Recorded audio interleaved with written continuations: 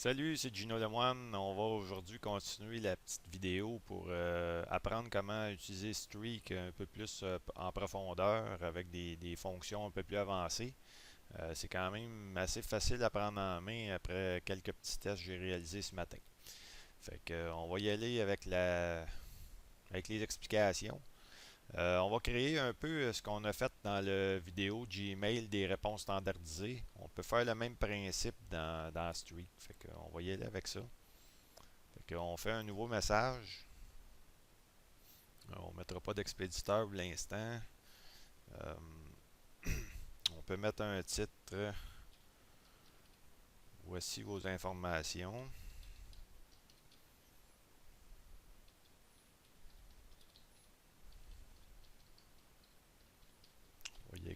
On va y aller qu'un titre générique.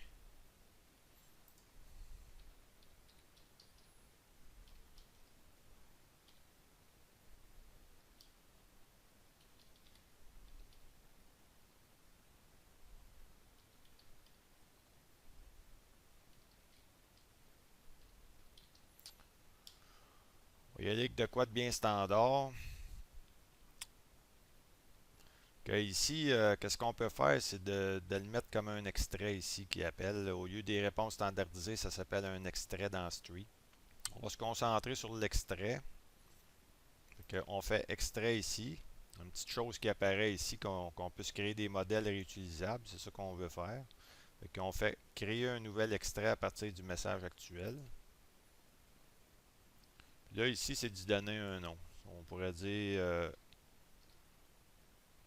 info opportunité. Mettez un nom relativement court pour vous comprendre, pour bien vous comprendre. On peut mettre pluriel. Je vais mettre ça ici parce que je dis vous. Des fois, vous allez utiliser le tu, vous allez utiliser le vous, selon les prospects probablement. On peut remettre la même chose ici.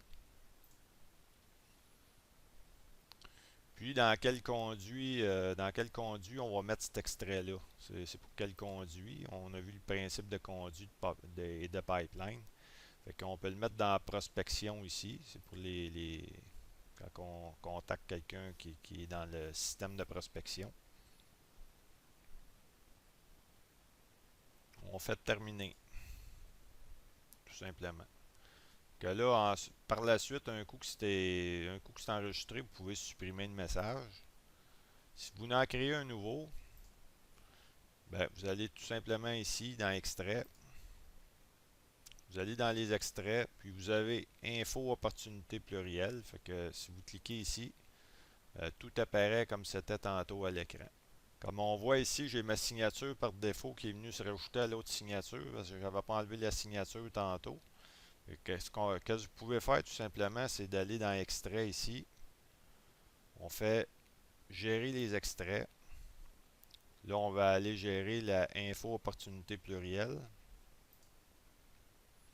Puis ici, on enlève la signature tout simplement.